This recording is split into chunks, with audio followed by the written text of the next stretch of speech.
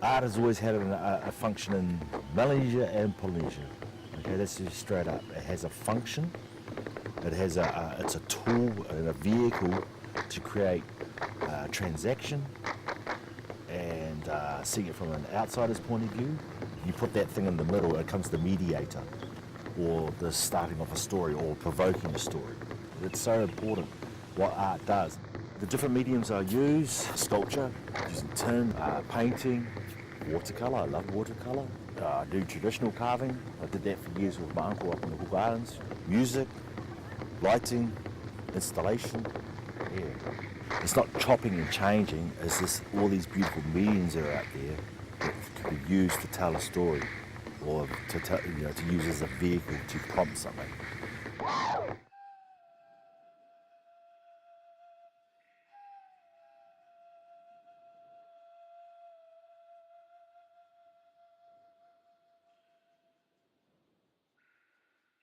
When I was young, I couldn't talk, read or write. My form of communication was just through visuals, like drawing pictures.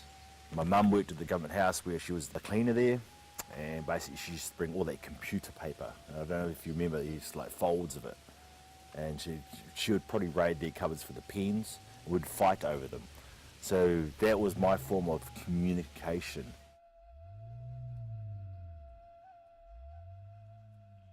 I used to draw all over the stamps when I was a kid. I used to stress out quite a bit because I would struggle with the confidence to write a letter. So what I used to do is like try and buy the lowest denominations of the stamps and try and create an art piece and draw around it. Elderly people, they're like hard drives. And so by creating these stamps, there'll be questions like, I remember those stamps, but I've seen them before, and I don't remember seeing Aotearoa or any of that sort of thing. Yeah, it was one of those memory things, but I wanted to hear people's own stories, and I thought the stamps, by changing the text, but making the stamps really familiar. Because I had good friends in the post office, and they were feeding me back, and they said it was actually quite hilarious because they'd be looking to see, well, I want that new series, that old school series that I see, but they all got Maori names on it.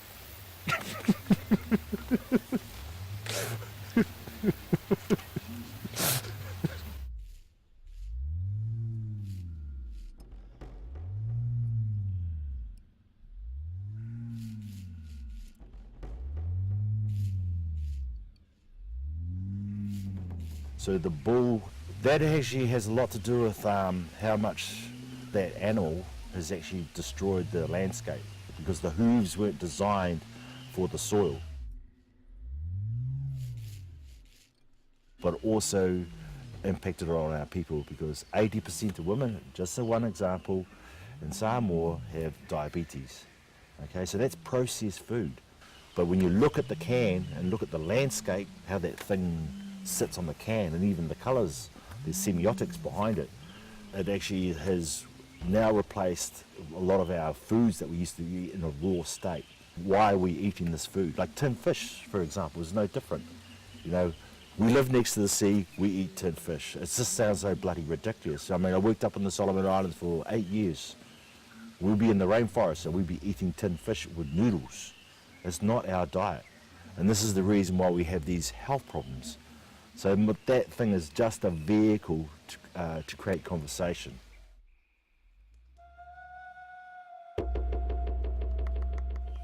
And there's been all these interesting characters on this island that I've met that have actually made this whole residency so comfortable, it's not funny.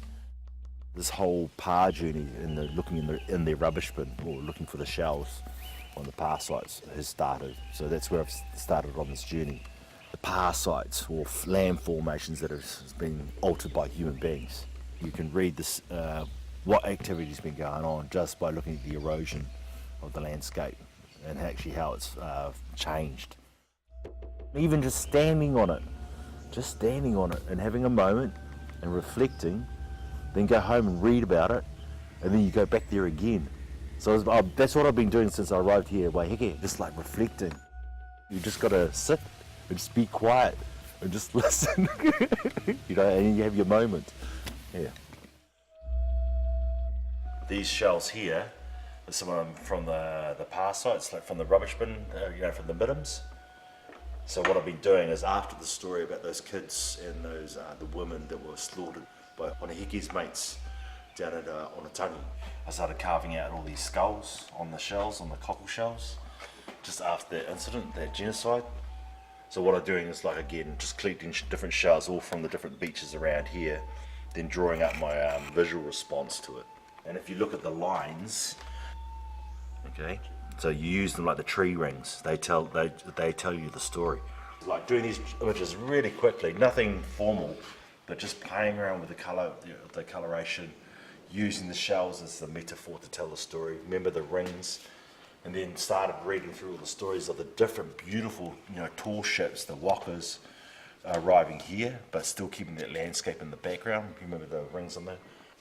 And then the Onatangi story, that was the sad one. I know it's a dark story, but at the same time, it's, that's what this whole journey's about. I've been able to go on exploration with my painting, but then also give it a kōrero with my mahi that I'm doing here. And that connection, that cultural connection, because I don't think a lot of people realise the closeness and the relationship between Rotonga, Tahiti, and here. We did have stopovers. I started tracking the walkers, or the canoe technology, because it only takes 22 days to arrive here in Aotearoa, and that's just taking your time from Araiatia to here to Aotearoa. The thing about the Pacific, don't make out that we don't have this connection just because the water divides it. It doesn't divide us, it actually brings us closer. It just shows you how sophisticated we are. So looking into Waiheke history here, this is the other BP station. The very first one is in Rotonga. You do the stopover from there, from Araiatia, which is in French Polynesia. That's the main terminal. If you imagine Dubai or LA, that's where the departure now is. And then they come down to Rotonga, stop over there, resupply, and then they come here to Waiheke, and Waiheke is the next BP station. Aboriginal mate Richard Bell from Australia, he said to me one time, he says, "All you bloody Maoris, you're all fucking colonisers." And we had an argument, this is in a bar, and then I actually came to the realisation, actually we are, because if you really think about this place, Waiheke is the BP station, there's been all these people trying to colonise each other. And if you want evidence of colonisers colonising each other, that it's actually here on this island. So we're talking about the people from Waikato, Toi and his mates, and then you got Waiheke from up north, Ngāpui, and then you can track the walkers going to Te Arawa, and then you got Raiatia, Rotonga. So there's all these layers. This is before even the Pākehā arrive. And then the Pākehā arrive, and then there's the next form of colonisation.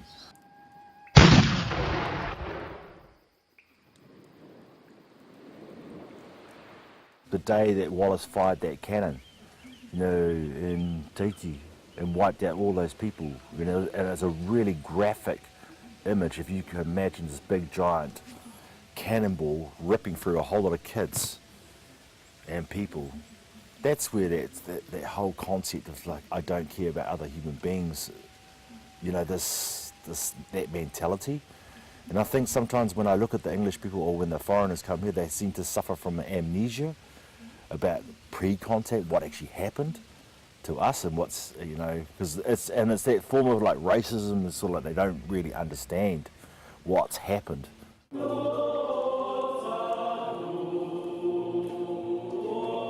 my experience with the church and where it is now and what it's done, it has done some good stuff where it's actually stopped the violence.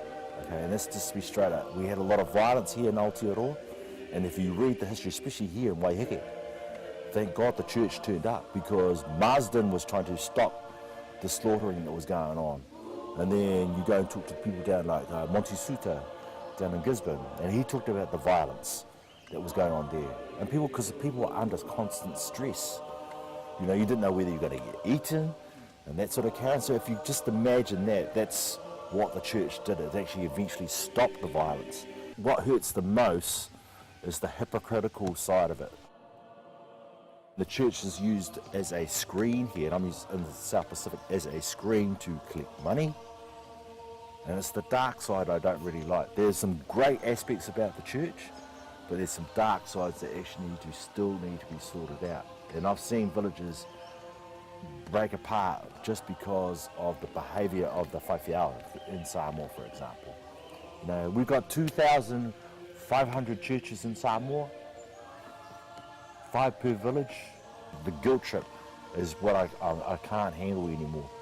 So that's why I've gone back to looking at Middens and the rubbish bins up into the past sites or the marae, because for me that's actually our history, and we can actually start finding ourselves going on that journey again. And again, the church there's a lot of great, don't get me wrong, there's a lot of great things the church has done, but there's a lot of things that have taken away linguistically or behaviour or custom that have changed, have been put on us. So as the art side of things, I've been using that as a vehicle to contest some of those concepts and those ideas. Because I was a Christian then, but then my world started to fall apart when I went back to Samoa, because I've been to Samoa as a child, and I realised actually how much religion was just used as a screen or a way to control people in their own individual villages. And I saw what it did to the families, that's what hurt the most. So I had to do something about it, so I just basically did this piece. That's what that whole piece is about. It's just questioning, just the way they treat or talk to the people. I found it quite intimidating, and then reading the people's names, who didn't get their money, who hasn't paid up for last, and that was just intimidating. So again, with the church, yeah, there's the good aspects and there's the bad aspects about it. And I'm not taking sides, but I know what it has done to the people, and that's denied a lot of information about our past. But thank God for the Germans, because they're so articulate as far as collecting and keeping the linguistics going. That's been the best part. But I have to say the English have a lot to answer for, because they personated that sort of carry on after the First World War in Samoa, where the Germans had a really good system. You had Samoans being spoken by the colonisers, and also Samoa came first in the education system. But as soon as New Zealand turned up, see, this is going to be a nice little reawakening for New Zealand. They turned everything upside down. You have to speak English, you have to put some pants on. See, there you go, and it's in Michael Field's book. If you see that book about the Mau movement at that time, where it actually was trying to get rid of the New Zealand administration, because they basically ballsed it up, because they didn't know how. There was no intellectuals amongst that crowd running that country. And then you take the German period, we had professors and doctors and proper administrators who had to train 3 years before they came to Samoa. And I'm not taking sides with the Germans or the New Zealanders. No, colonisation's good. But that's the impact of what colonisation has done to, just one example, Samoa. And we didn't ask New Zealanders to come and protect the Cook Islands either. That was run through, and there's a beautiful little sneaky way of taking over a country without even asking our people. We wanted the New Zealanders to come and look after us. Because remember, there was this whole race to take over the Pacific. The mata, okay, it's the ice, and the bomber was talking. That was actually the rescue package. What was going on over in the Cook Islands? So I was going backwards and forwards to the Cook Islands, and it was all about the history of the Hercules that was actually going through the South Pacific. Because every time there's a cyclone, we do this. We wait for the divine bomber to turn up and feed us. Where in the past, it's like we just take the initiative and actually just deal with the problem then. But unfortunately, we've got into this, almost like when communism fell apart in Russia. They sort of didn't know what to do, like when they didn't get the income coming in. So if we were to take away the social welfare benefit here in Aotearoa, it would be interesting. And there's this whole concept, which I don't get, is like we owe them something. It's like we don't owe you anything.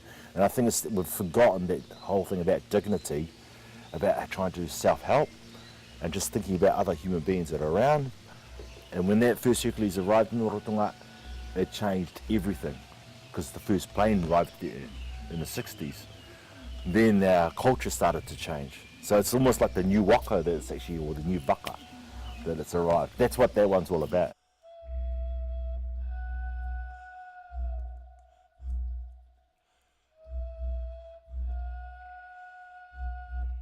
I saw this film about Vincent van Gogh, who cut his ear off. This film, and I actually bawled my eyes out when I was 12 because I don't want to be like Vincent van Gogh, a victim living in a cave. And that's what I thought my art career was going to be like, being a victim and being depressed, being mental. But it's been good mental, and so there's this good side to it. So I know it sounds all like, that's great life, blah, blah, blah. No, it's not. It's a hard life, but it's a real life, and you know that you've lived life to the max by just going somewhere uncomfortable.